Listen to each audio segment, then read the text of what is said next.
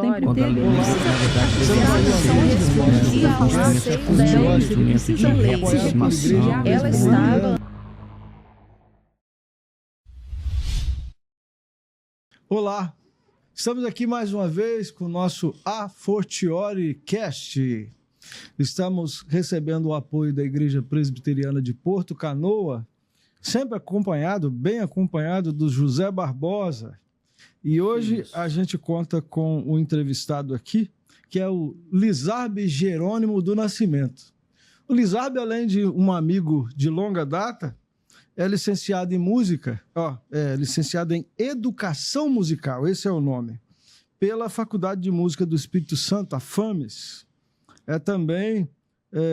Tem MBA em gestão em TI, é pós-graduado em teologia e atualmente é graduando em teologia. Ele mesmo falou que ele fez um caminho diferente, né, da teologia. Isso porque acredito que a teologia seja uma paixão, assim como a música, né? Sim. O trabalho é TI, mas a sua paixão está aí na música e na teologia. Então, hoje nós vamos ter um tempo muito agradável aqui de discussões, como eu sempre digo, relevantes para a sua vida com Deus.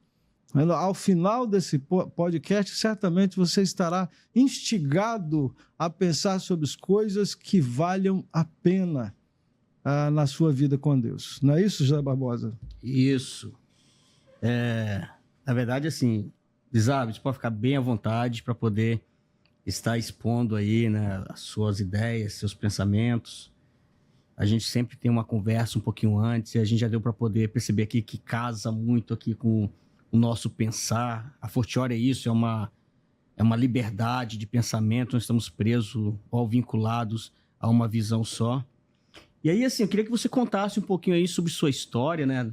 O nome Lizarbe é um nome talvez diferente, único talvez. Depois eu vou dar uma pesquisada aqui, ver se existe algum outro Lizarbe por aí. Mas se tem algo a ver realmente com o Brasil, eu fico pensando, se você nascesse no Afeganistão, como é que seria esse nome ao contrário aí? Mas fala de você, a questão da origem, né, do porquê do seu nome. Ver aqui também que você teve uma origem religiosa em uma área, passou por outra e hoje você está na Batista. E como é que você conseguir conciliar e perpassar aí por esses pensamentos tão distintos, tão diferentes, né, que são essas denominações aí? Antes de mais nada, bom dia, né? Bom dia a todos os ouvintes também. Como mencionado, meu nome é Lizarbe. A origem desse nome é bastante curiosa e eu tive condição de comprovar, né, a história original. Meu pai é nascido em 1954, nasceu em Vila Velha e disse meu pai que quando ele era criança, em torno de 8 anos, né, período de alfabetização, consolidação da alfabetização, as crianças tinham o hábito de brincar de anagrama. A forma mais comum, né, da brincadeira é escrever o nome ao contrário. Um belo dia ele escreveu Brasil ao contrário e falou assim, quando eu tiver um filho, o nome do meu filho vai ser Brasil ao contrário. Ainda criança. Ainda criança, meu pai teve essa iluminação, teve essa ideia. E como é que eu digo que tem comprovação? Já na minha adolescência, né, eu trabalhei como Fale Comigo, ou Posso Te Ajudar atualmente, no Banestes de Goiabeiras. E dentro da folha de pagamento você tem um momento lá dos aposentados, né, que vão lá fazer o recebimento de sua pensão, sua aposentadoria. E na fila não era incomum de acontecer, tá? Algumas pessoas olhavam no meu crachá assim, passavam alguns instantes, Brasil, poxa, que legal. Aí, depois que aconteceram algumas vezes, eu voltei para essas pessoas e falei assim, poxa, né, desculpa aí, né, perguntar a idade, mas nasceu em torno de 54? Aí a pessoa olhava para mim assim, sim, nasci em torno de 54. Por quê? Aí eu contava essa história e falei assim, é verdade, quando eu era criança eu brincava disso. Era brincadeira. Então era uma brincadeira de criança, eu posso dizer, posso afirmar com tranquilidade que o meu nome é uma brincadeira de criança, né? Fruto de uma brincadeira de criança. Sobre a minha trajetória, né? Eu nasci em berço católico romano não praticante. Porém, como todo católico não praticante, a gente estava na igreja nos momentos, né, de batismo, de casamento, de Ritos de velório. passagem, né? Exatamente, ritos de passagens. Eventualmente, né, quando apertava um pouco, como dizem na cultura, né, quando apertava um pouco o santo, aí minha mãe levava a gente à igreja numa missa ou outra, mas isso ocorreu até que eu tivesse entre 6 e 7 anos de idade. Com 7 anos de idade, nos meus 7 anos de idade, minha mãe sentiu, né, uma necessidade, obviamente, o Espírito Santo já trabalhando na vida dela, né, de buscar uma outra realidade religiosa.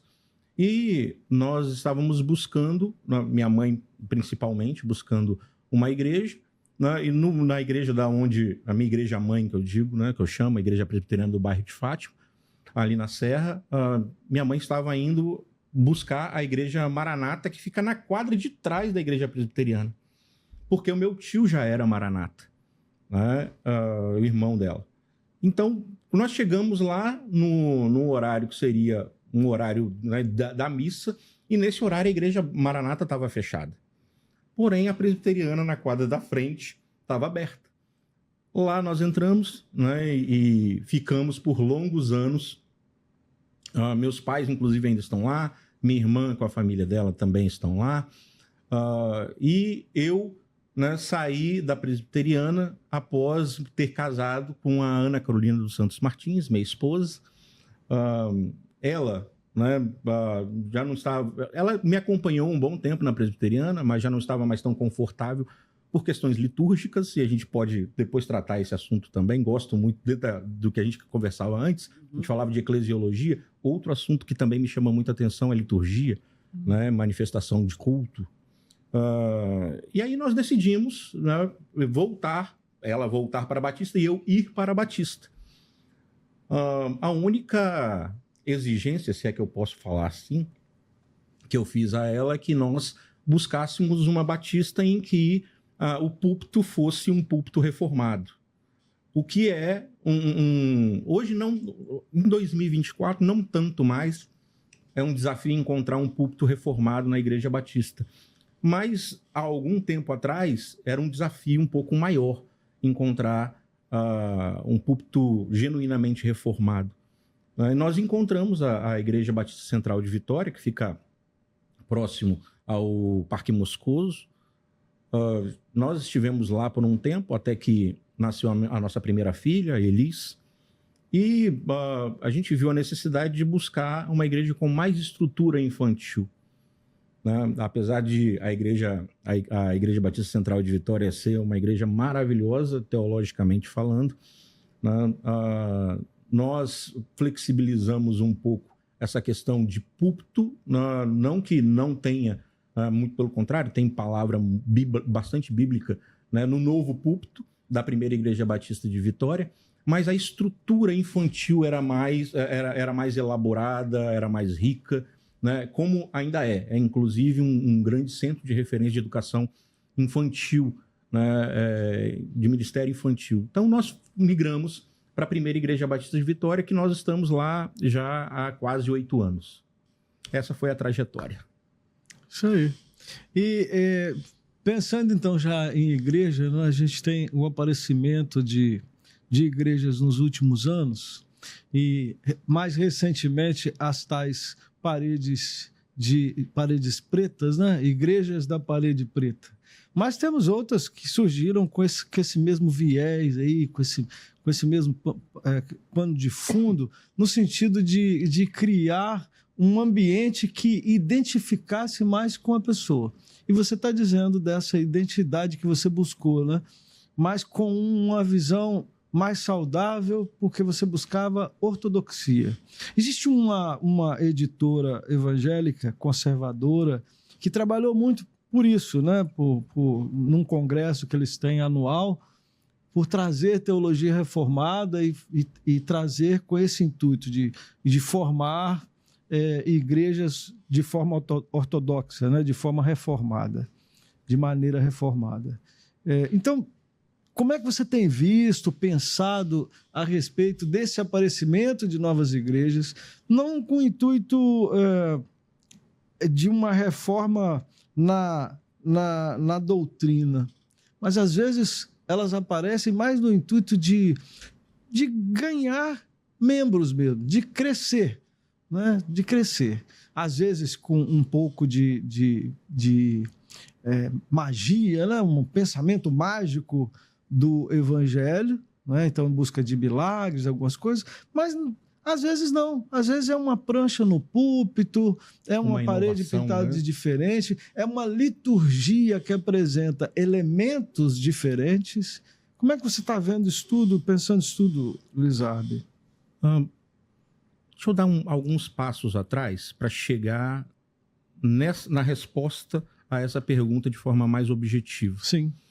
Quando eu observo, né, Paulo falando às diversas igrejas da Ásia Menor, eu não tenho nenhuma dificuldade de enxergar algumas placas, né, dos nossos dias. Não tenho nenhuma dificuldade de observar.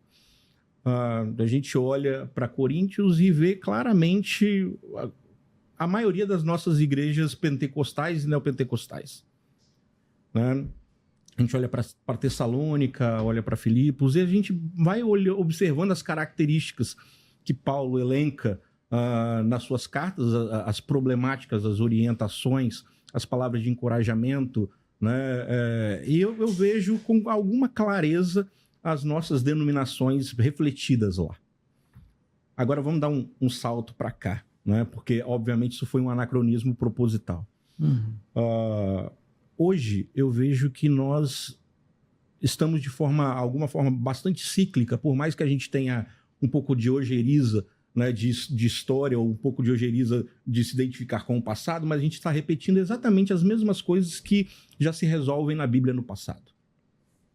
Então, sobre a questão da ortopraxia, né, e da ortodoxia, e antes que pareça que a gente está aqui só usando termos técnicos, né, ortopraxia, fazer as coisas da forma correta, né, ortodoxia, adoração da forma correta, adorar da forma correta.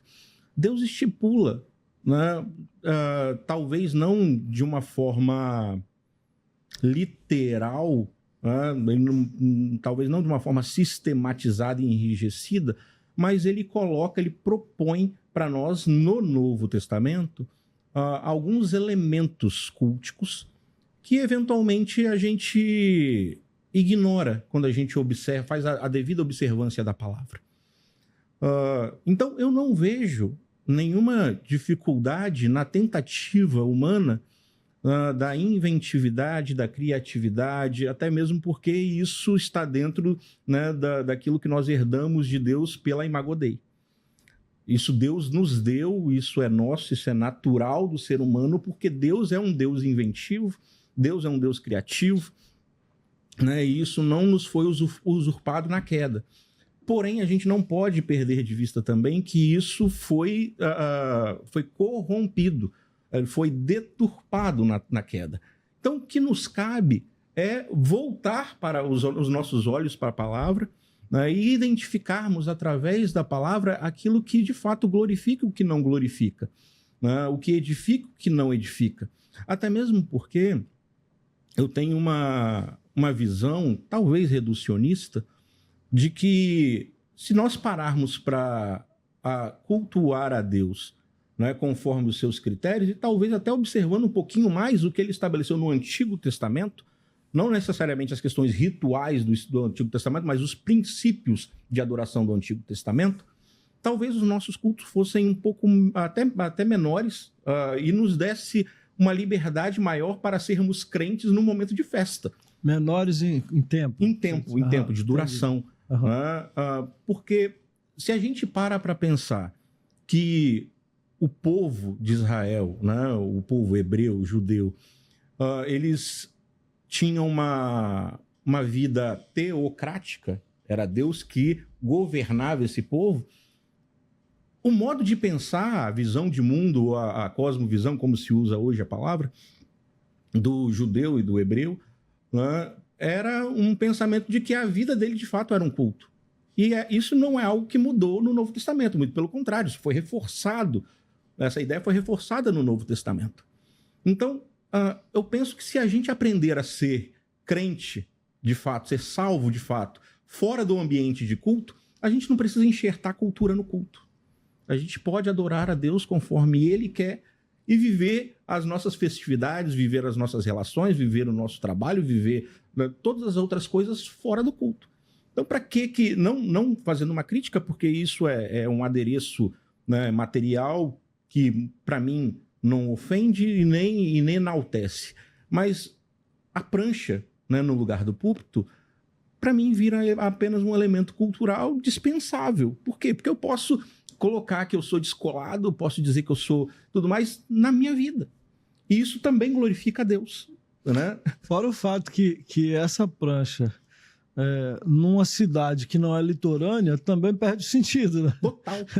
Se a prancha seria a identidade de tal denominação, então ela perderia o sentido se fosse construída. Conversa com apenas alguns públicos, né? Não conversa com outros públicos. Exato. E é o desafio, né? Exatamente. Aliás, eu estive pensando sobre essa pluralidade de pessoas na igreja. Você tem na igreja diversas idades, formações, culturas, e você tem que comunicar a todos, né, numa liturgia.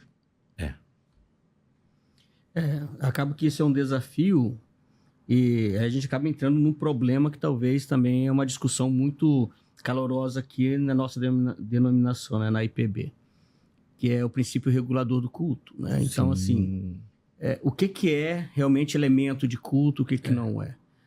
Eu estava, quando você estava falando aí, eu estava pensando aqui no que Paulo fala lá aos Filipenses, quando ele ainda preso, né? Claro, preso quando ele estava escrevendo isso, ele falava de algumas pessoas que estavam pregando a Cristo de bom coração e outros pregavam a Cristo por inveja, vanglória e tal, e ele termina falando, e para ele, assim, o que importa é que Cristo esteja sendo anunciado. Esse texto aí, vai uma pergunta agora para você poder trabalhar em cima. Alguns também usam esse texto, e talvez aqui agora vai naquele ponto que nós começamos falando antes da gravação. Esse texto é utilizado também por algumas pessoas que vão dizer assim, que falando de Jesus já basta, então eu posso colocar qualquer coisa no meu culto, eu posso estar colocando, sei lá, fazendo sincretismo com coisas que não são cristãs, eu posso adorar até o homem, como é feito em muitas igrejas, que para mim é um problema sério. Artes circenses. Eu já vi alguns cultos, né? Artes circenses. Para agradar o cliente. Então, assim, mas está falando de Cristo. Não fala de Jesus, de repente, assim, em 1 minuto, e o resto tudo é glorificação ao homem. E isso é um problema. Mas em culto... Você está afirmando, isso é um problema. Para mim é um problema. Tá, é um problema. Mas em um culto, onde de repente eu tenho alguns outros elementos, como a parede preta, ou como luzes brilhantes, sei lá, alguma coisa, mas que realmente Jesus ele é pregado de uma forma séria.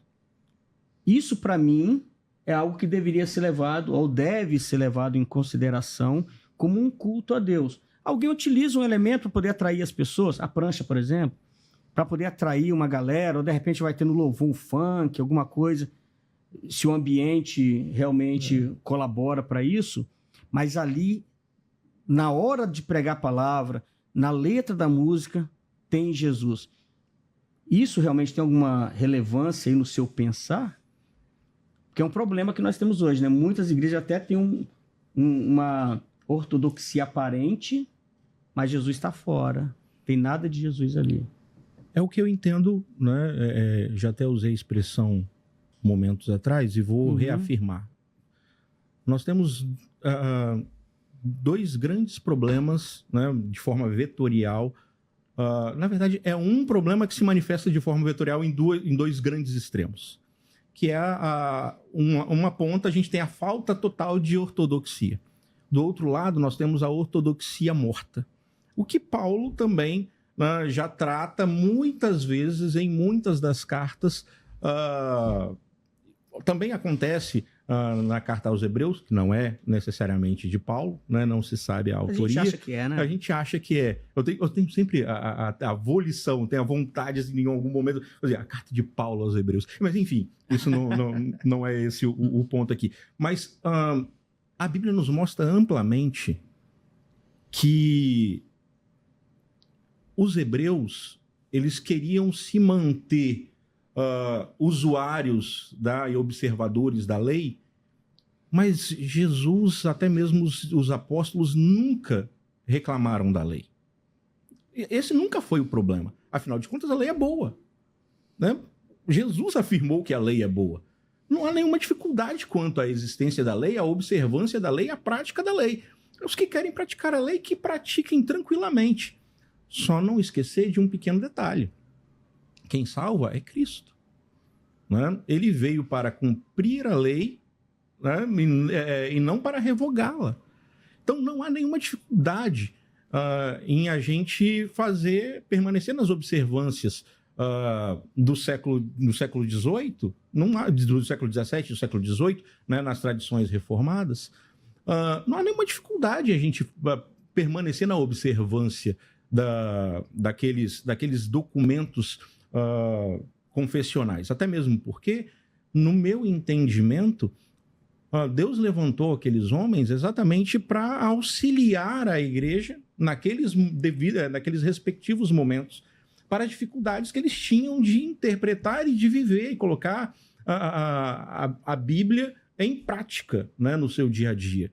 A questão ao meu ver, é o seguinte, voltando especificamente para responder a sua pergunta. Os métodos, eles acabam esbarrando no que eu citei na resposta anterior, tá? O método se eu tenho que trazer a cultura para dentro do culto para manter as pessoas ou para atrair as pessoas para dentro do culto, as pessoas não estão vindo por causa do culto, as pessoas estão vindo por causa dos adereços. Lizarbe, isso é ruim? Não necessariamente. Pode ser ruim. E nesse sentido, eu fecho contigo. Uhum. Né? Fecho totalmente contigo que se o fim é a prática, é o chamariz, se o fim é o chamariz, é um problema. É um problema. Mas se por causa do chamariz a pessoa ouve, né, de Cristo e tem a sua vida transformada, glória a Deus. Porque o fim não é o chamariz. Né? O chamariz é o meio.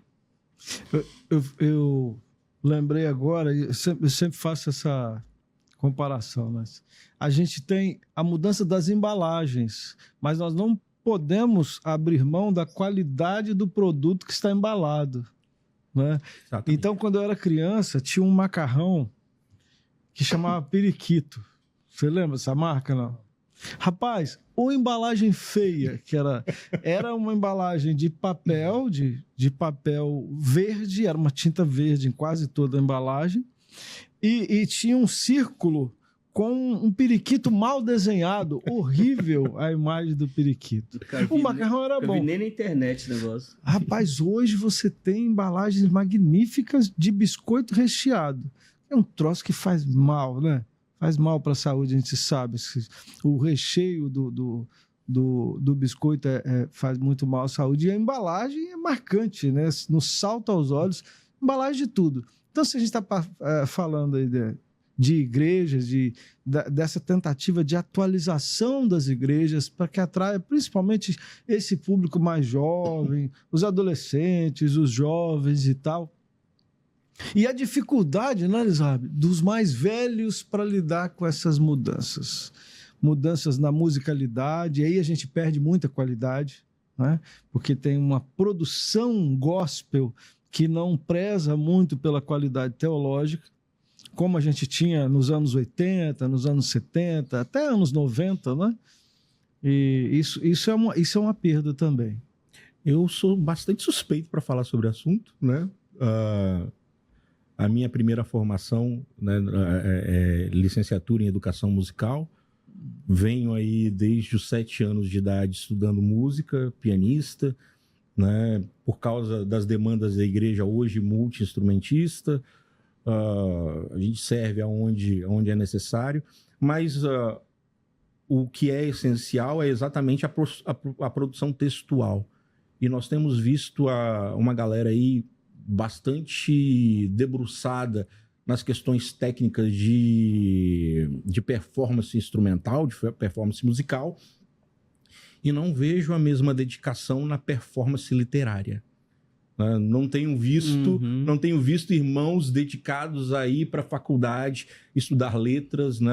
Desenvolver na parte de poesia, na parte de literatura, e voltando para a Bíblia e produzindo coisas que sejam magníficas, lindas, sejam arrebatadoras na sua letra, no seu conteúdo textual. Então, mais uma vez, volto a dizer, a gente está aí enxertando a cultura no culto, né? Deixando o culto cada vez mais secular. E aí está aí uma provocação que vocês não fizeram, mas eu trago para a mesa. Faça. Que é a seguinte, eu me recordo, eu sou de 79, estou hoje com 45 anos. E eu me recordo que na minha juventude, na minha infância, nós tínhamos uma preocupação muito, muito grande com relação à interferência do mundo na igreja. Nós falávamos muito sobre secularismo. E hoje a gente já não fala mais sobre secularismo. Será que talvez não falamos mais porque não é necessário, ou nós não falamos mais porque já fomos vencidos pelo secularismo? Já fomos secularizados. E está dentro exatamente dessa proposta que o pastor Saul trouxe para nós, de reflexão. E no meu entendimento, a gente já não tem mais influenciado o mundo como ocorreu, né, nos tempos anteriores. Se a gente olhar na cultura nacional, não ocorre tanto, na nossa cultura brasileira não ocorre tanto. Mas se a gente observa, por exemplo, a cultura dos Estados Unidos, que a gente olha aí os grandes cantores, né, os grandes performers americanos, a gente vai ver uma quantidade incontável, né, de grandes artistas que vieram da igreja. E a igreja que influenciava o mundo nesse sentido.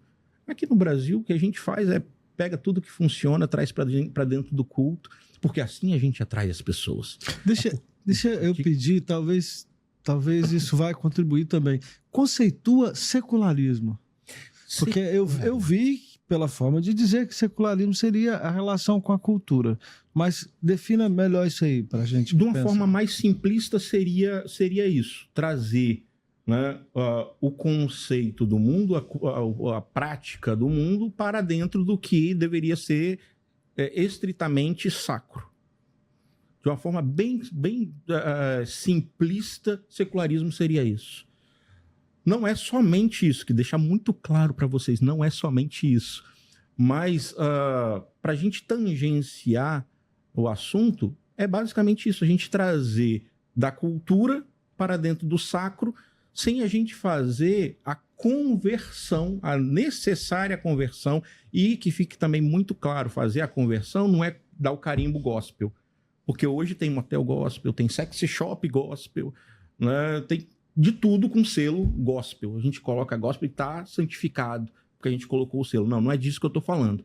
Inclusive, na verdade, isso para mim é um sintoma crônico do secularismo, da igreja secularizada.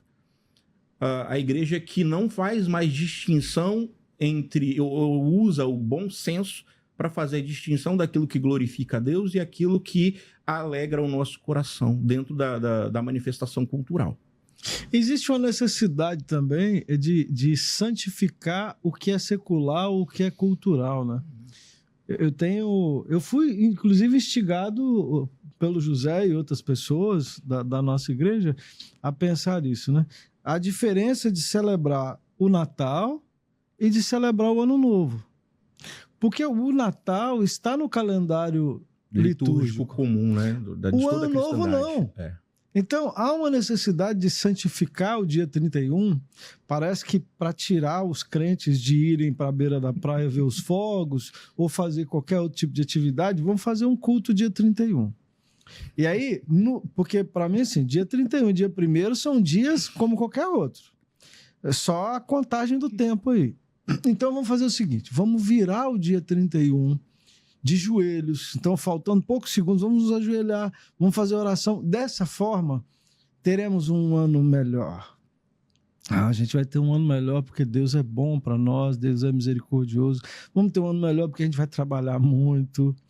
Né? Olha o carimbo gospel aí. Do secular. Né? Exatamente. Então, trazemos o secular e parece que está tudo bem, não é?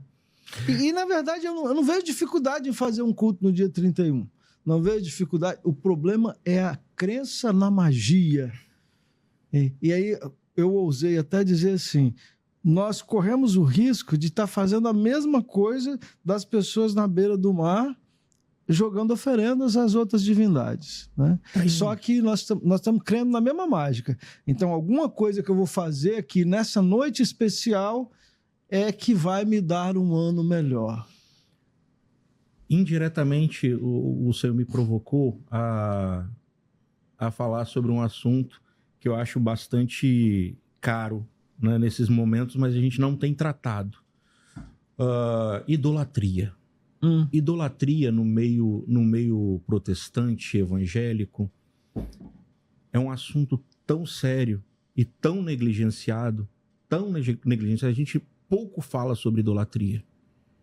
E o que o senhor acabou de mencionar nada mais é do que idolatria. E é um paradoxo, idolatrar o culto.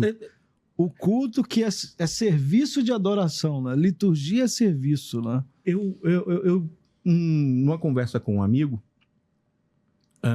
eu lancei essa para ele, né? Que o senhor está falando que parece um paradoxo. Parece não, é de fato um paradoxo, né? Adorar o culto, mas a gente muitas vezes vai além, né? A gente adora o nome de Deus e substitui, né, a adoração ao ente Deus, adorando o seu nome, como se fossem sinônimos cambiáveis de forma potente, e não é.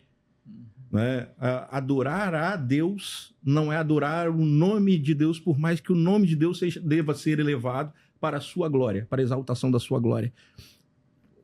É óbvio, né, que esse grau de abstração do conhecimento, não querendo subestimar ninguém, mas é um assunto menos tangível, menos concreto do que a gente, né, colocar comparação em cima do culto. Mas fecho contigo também integralmente nessa percepção. E corroboro. Né? Não há, de fato, nenhuma dificuldade em fazer o culto no dia 31, para o dia 1º, né? Passar o ano, né, de joelhos e tudo mais. Esse ritual em si não há mal algum, assim como subir ao monte para orar também não há mal algum. Né? Não há mal algum em você fazer o que deve ser feito, desde que o seu coração esteja no lugar correto. O ponto como, é exatamente, né? Esse. Como ser feito. E aí, assim, aproveitar o tempo ainda para poder fazer uma pergunta em cima da área dele. Mas eu acho que o como é que realmente tem que ser entendido. Jesus falou para aquela mulher samaritana, né? É no monte? É em Jerusalém? Onde que se adora? Não é o lugar específico ou o formato. E aí a gente falou de parede preta, falou de dia e tal. Não tem essa. No Novo Testamento não tem questão de dia importante. A questão realmente é quem está sendo adorado e como está sendo adorado. E na sua área, questão de música especialmente, uma coisa que eu sempre tenho dito, né, onde a gente passa, eu falo com a moçada lá também, que a pregação da palavra, ela é imprescindível, ela é importante, ela é séria, ela deve realmente entrar nos corações, mas ela tem um tempo curto na mente das pessoas. Muitas pessoas que agora estão nos ouvindo, de repente não lembram que foi pregado domingo passado. Quem dirá o que foi pregado há 7 semanas ou no início do ano? Agora a música, sim. Você lembra o que foi falado em uma certa letra quando você tinha 7 anos de idade. Isso te acompanha. E hoje, queria também ouvir a sua opinião a respeito disso, se de repente a gente comunga do mesmo pensamento, mas uma letra fraca, uma letra onde a teologia, onde a Bíblia não é realmente bem pregada, aí sim, ela pode espalhar heresias com muita facilidade, ela pode estragar uma sociedade, pode estragar uma comunidade, uma cultura. Uma cultura cristã. É. Né? Uma cultura Concordo, cristã adoecida. concordo. Tem um montão de letra aí que Gênero, realmente é número e fraca grau. demais. Mais uma vez, né, eu peço perdão à nossa audiência Se a gente citar de ser repetitivo, mas eu não consigo me desviar dessa máxima. Se nós compreendermos, né, como Deus quer ser adorado através da forma que ele se revela, né, na tua palavra, ele coloca os critérios, ele coloca as formas, ele coloca o que ele quer, né, da forma que ele quer. Lizardo, mas Jesus ele acabou abrangendo mais quando ele diz, importa que adore em espírito e em verdade. Né? Não, tudo bem, eu compreendo isso, mas por que a gente tem o pensamento necessariamente excludente e não includente ou inclusivo? Inclusivo é uma palavra difícil de usar nesses tempos, né? Melhor não. Pelas suas abrangências políticas, mas na ideia de integração. Eu acho que fica melhor dessa forma. Por que a gente não pensa de forma integral ao invés de forma excludente? Jesus diz que importa que os adoradores adorem em espírito e verdade. Mas ele não estava falando para os judeus, ele estava falando para uma samaritana. Pô, eles, calma aí, mas né, não é, a origem não é a mesma. Já quebra. Já quebra, né? Tem diferença. Mas o ponto aqui é, Jesus em nenhum momento falou que era para você deixar de observar como Deus se revelou lá atrás. Em nenhum momento Jesus sugeriu isso. Ela estava perguntando sobre formas naquele momento, naquele tempo, naquela circunstância. Porque tinha a rixa, né, dos primos ou irmãos, né, que estavam com casas separadas naquele momento. Ela estava questionando exatamente isso. E aí, Jesus, como é que é? Né? Vai puxar farinha para o seu lado, que é judeu, ou vai dar uma moralzinha para a gente, né, que somos samaritanos? E na resposta de Jesus, ele não fala assim, não adore lá e nem cá. Exato. Ele fala assim, adore assim. Exato. Né? Adore assim. E aí, e olha que interessante, né? Porque pode parecer que a gente está fugindo da sua pergunta foi muito objetiva, eu vou chegar nela. Show. O ponto, ao meu ver, é o seguinte: a gente esquece que Deus, né, em seus atributos, ele é imutável. O que ele falou lá atrás, ele ressignificou aqui, porém, ele em nenhum momento abdicou daquilo que ele se revelou lá atrás. Ele fez um upgrade. A questão da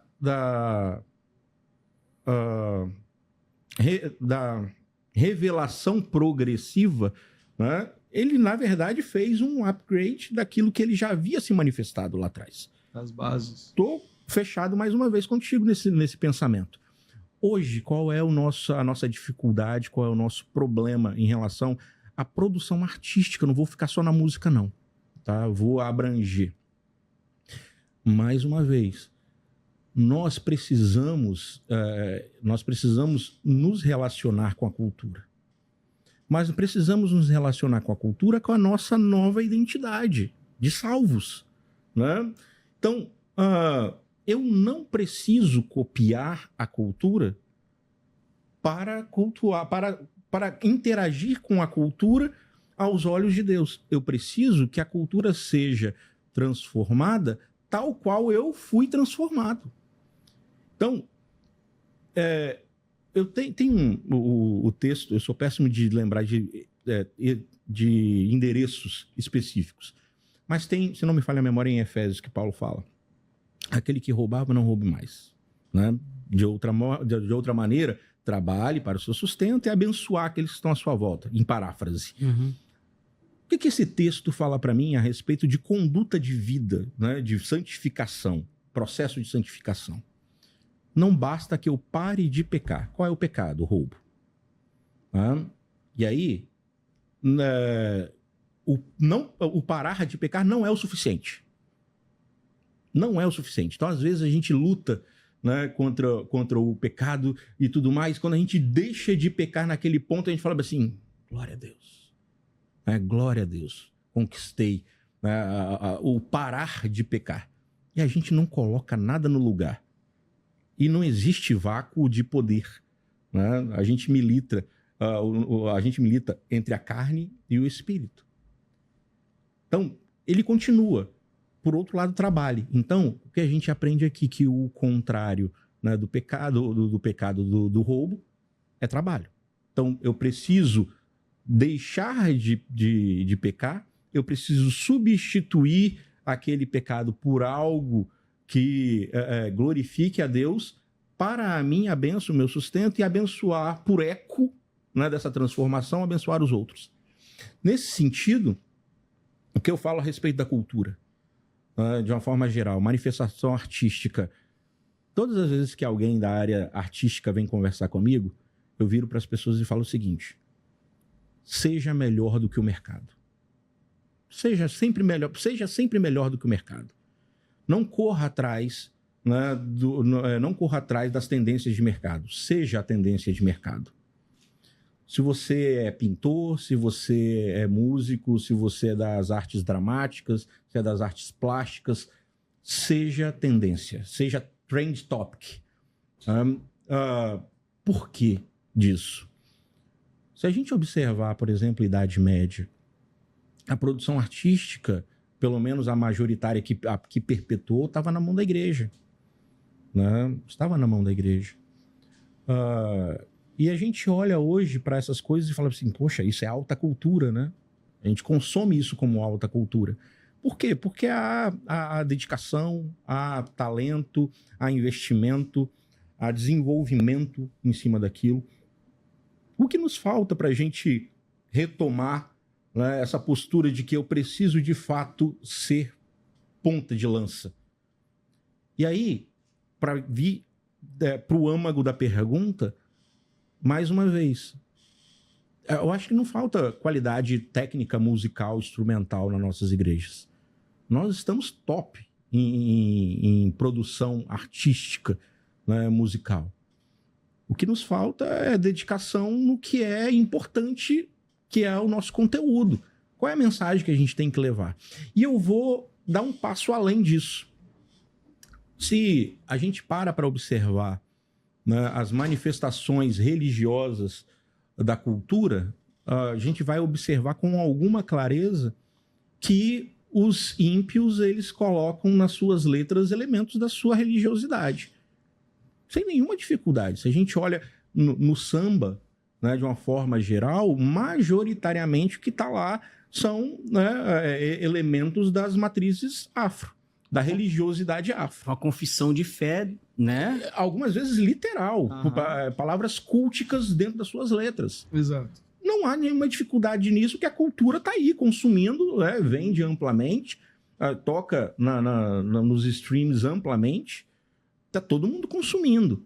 A minha pergunta é, por que a gente não coloca os nossos elementos culticos na nossa música secular?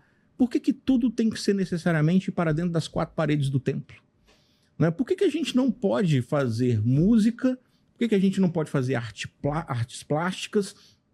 A gente não pode fazer dramaturgia com o nosso conteúdo e sem necessariamente ter uma linguagem evangeliquez? O conteúdo precisa estar lá, não necessariamente com a caricatura da nossa linguagem. Algumas pessoas não se sentem bem em falar assim, eu fui no show gospel. É show. Há uma necessidade de falar que o show é um louvor. Não, vão no louvorzão, vão no louvor da fulana. Não vão no show da fulana, aquilo lá não é um culto. E nem precisa ser. Se falar que é show, vai ser pecado. Então, talvez seja essa a dificuldade.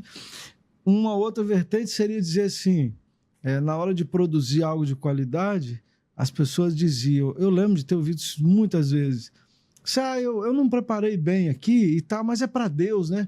Como se fosse para Deus. Se é para Deus, ele vai aceitar qualquer coisa, de qualquer jeito, não muito bem preparada, não muito bem elaborada, né? Muito bem produzida. E aí a gente já está caminhando aqui para os momentos finais, né, José? Vai lá, José, solta uma final aí para os ponderandos, considerações finais. Gostaria que ele... Eu me enganei, porque o contador estava fechado, né? Ainda falta 18 minutos, então podemos trabalhar mais. Mesmo? Obrigado, Felipe. Então, olha só. Valeu. Fala um pouquinho, então. Né? Eu acho que tá bem falado a respeito dessa questão de música. Foi mais um desabafo. Mas antes de passar para você aí o que eu gostaria que você falasse, a minha pergunta foi porque uma vez eu estava num culto, e eu não vou falar nem a cantora e nem a música qual é, mas talvez você vai conseguir pescar. Mas uma música que a gente sempre ouviu desde pequeno, né? Nunca maldei nada na letra. Mas eu reparei que enquanto eu estou ali sentado, aguardando, eu ia ser o pregador e tal, estou ali aguardando o momento, eu vi que o pessoal da igreja toda, quando cantava esse louvor, em uma parte da letra lá, quando diz assim, o seu louvor invade o céu, o pessoal cantava com uma alegria, como se realmente o louvor estivesse fazendo uma invasão no céu. E aquilo me incomodou naquele momento, que eu pensei assim, gente, a coisa sempre foi o contrário. A gente sempre entregou para Deus um louvor, dizendo assim, Senhor, receba isso como aroma suave, quase que pedindo, por favor, Senhor, por favor, eu não mereço estar te adorando, mas recebe isso aí, porque talvez Deus não receba por algum motivo, como ele não recebeu algumas adorações no passado, algumas orações, por vários motivos. Então ali parecia que o seu louvor estava sem a permissão de Deus invadindo. E essa postura das pessoas, eu percebi que era uma questão da educação em relação ao que a letra da música estava dizendo. Não é nada maldoso, não é nada intencional, talvez nem sabiam, mas a letra estava inconsciente, né? Inconsciente. É inconsciente. E se isso estava acontecendo, imagina outras letras. E fala que o homem é o centro. Mas é aquilo que você comentou, é quando a cultura chega e não passa pelo filtro das escrituras. Quando você não tem a Bíblia sendo levada a sério, essa cultura simplesmente chega. Vai nem lembrar. Tô aqui. É o que aconteceu lá em Domiciano, né? Com o cristianismo sendo a religião de todo mundo. Então, se é de todo mundo, eu tenho que trazer um pouco de elementos do meu culto. Eu não me converti. Eu só quero fazer igual aqui. Eu só quero vestir a roupa, trazer o conteúdo e vestir a roupa cristã. A embalagem é cristã, mas o conteúdo não é. Por isso que é interessante que os pastores, os líderes de ministério de louvor, estejam atentos não só à qualidade musical, instrumental, mas também ao que vai ser colocado ali, né? Porque é isso que vai educar mais as pessoas do que mesmo a palavra que vai ser pregada. Enfim. Fala um pouquinho sobre o seu papel enquanto colunista do portal Espírito Santo. Como é que aconteceu isso? Rapaz, é interessante essa movimentação. Pega um material ali. À vontade. É interessante essa movimentação, que era algo que não estava nos meus planos, né? Apesar de muitas pessoas falarem comigo, poxa, Elizabeth, você podia escrever um livro, você podia não sei o quê, porque eu penso, né? Eu penso demais, às vezes eu penso além, né, do que as pessoas que estão à minha volta toleram. Às vezes eu falo assim, poxa, Elizabeth, você pensa demais, você fala demais, você é muito prolixo, você é isso, aquilo, outro. Mas algumas pessoas sempre falaram para mim, poxa, Elizabeth, você podia colocar isso no papel, né? Podia abençoar a vida de tanta gente, podia edificar a vida de tanta gente.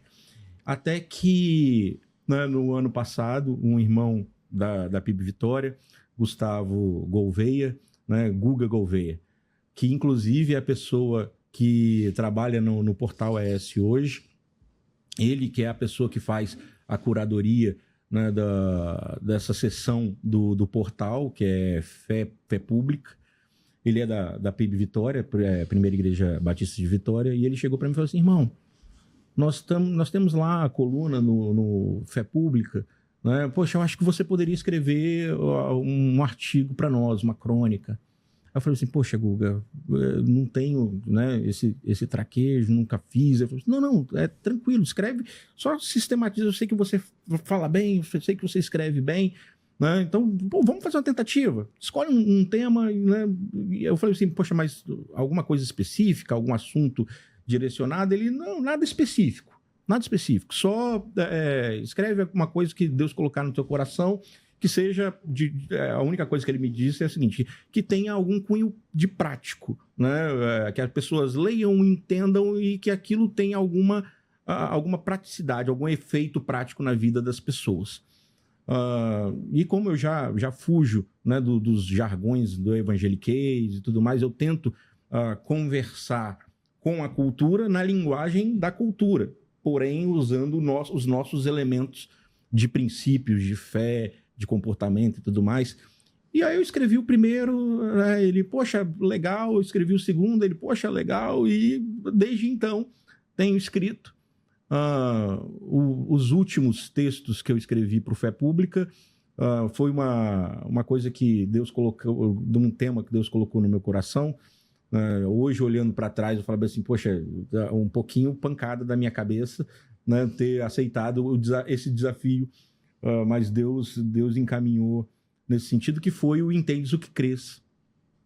Foi uma série, né, de 10 textos em que eu visitava os documentos confessionais e fazia uma provocação ao público de pensar em temas dos nossos dias, problemas que nós temos nos nossos dias, problemas ou comportamentais, sociais, né, de cunho prático, né, da nossa sociedade, seja ela sociedade, né, geral, até mesmo algumas questões bastante particulares dos evangélicos, de uma forma, como se fosse uma carta aberta, mas não aberta à igreja, aberta ao público. Inclusive, estamos ali colocando a cara a tapa ao escrutínio público, o que, de certa forma, é um pouco temerário, porque se eu for olhar sob o ponto de vista estratégico, a gente dá munição, né, para aqueles que querem criticar a igreja. Quando a gente expõe algumas questões, não chegam a ser feridas, né, mas algumas sujeirinhas, né, que estão no nosso comportamento. E junto com trabalhar essas questões que eu vejo na nossa sociedade, de uma forma geral, eu vinha trazendo o que aquela confissão de fé traz como pontos principais que nós poderíamos observá-la, né, e fazer uma boa aplicação nos nossos dias. Então, foi um desafio grande. Afinal de contas, examinar 10 confissões de fé, né, em 15 dias entre uma e outra, né, e colocar em prática alguma coisa, pegar os pontos principais, né, de algumas delas, de todas elas, né, e colocar, né, respectivamente em cada uma delas de forma aplicada. Foi um grande desafio, mas também um momento de grande crescimento, porque a gente, nesse momento, tive a oportunidade de identificar o quão secular eu sou. E aí, aproveitando, também não está dentro da pergunta, mas eu acho que vale a pena, buscando um comentário anterior que o pastor Saul fez. É interessante, perdão, não foi o pastor Saul, foi o José que fez, a respeito da ordem, não é ordem de culto, quase 12 anos batista, agora a cabeça já está virando a chavinha dos termos, né? Princípio regulador do culto. Né? O capítulo 10 lá da Confissão de Fé de Westminster. Uhum. Interessante a gente observar que essas questões de princípio moderador do culto, por exemplo, que a gente veio falando sobre liturgia, eclesiologia, tangenciando o assunto, que é bastante denso, ambos os assuntos são bastante densos, mas é importante a gente lembrar que quando eu bato o olho no documento, com a minha cabeça de agora, e eu olho e falo assim, não, eles são exagerados, eles não tem que ser daquele jeito e tudo mais. Aí eu peguei um comentado, aí eu vou nos textos bíblicos que fundamentam aquele postulado. Aí eu falo assim, Não é não são os irmãos que, né, que estão sendo muito rígidos, tacanhos, né? E não é para aquele tempo. A palavra me mostra que eles chegaram a uma conclusão acertada. E eu que estou muito secular, eu que estou muito dentro da cultura, eu que trouxe muita cultura para dentro do culto. E é isso que Deus quer de mim. É isso que a palavra revela a respeito de quem Deus é, como ele se revela, o que ele quer de mim enquanto culto. Então, olhando esses detalhes todos, são coisas como essas que eu tenho tentado trazer lá na coluna da Fé Pública para a gente tratar assuntos gerais, né, da cristandade, e o quanto a gente interfere na cultura, o quanto a cultura interfere em nós. De uma forma geral, é isso que eu tenho tentado trazer lá. E pensando ainda naquela metáfora de embalagem e conteúdo, eu fiquei pensando aqui, eu sei da intenção boa das pessoas, sabe? Em preparar o espaço, de repente, mais adequado para atrair, mas até onde a gente tem que tomar cuidado em apresentar essa embalagem. Vamos pensar assim, num produto que precisa ser embalado de forma adequada, né, de forma hermética, e aí você coloca qualquer embalagem e estraga o conteúdo principal. E aí a gente está falando de quê? A gente não está falando de embalagem nem de produtos que se estragam, a gente está falando de cultos cristocêntricos e não cultos antropocêntricos, secularizados, que acabam fragilizando o conteúdo principal das escrituras de Gênesis a Apocalipse. Jesus Cristo veio ao mundo para trazer luz aos homens. Jesus se encarnou, se tornou humano, morreu para perdoar pecados, ressuscitou para nos dar a certeza de vida eterna. Ele venceu a morte. Onde está a morte? E isso é a Fortiori. Isso é a Fortiori. Total. É o principal. É retornar ao curso cristocêntrico. Pode ser de qualquer denominação cristã, desde que seja cristocêntrica. Então a gente precisa parar para pensar nesses fundamentos, né? Sem dúvida. Né, Zé Barbosa? Total. Isso aí. Agora sim, agora estamos chegando ao final. E aqui alguns arte, entrevistados foram privilegiados, viu? Por uma arte magnífica aqui, um talento do irmão Zé Barbosa. Só o nome Tá que é de o cabeça contrário, para né? baixo. Aí. Só o nome que é o contrário.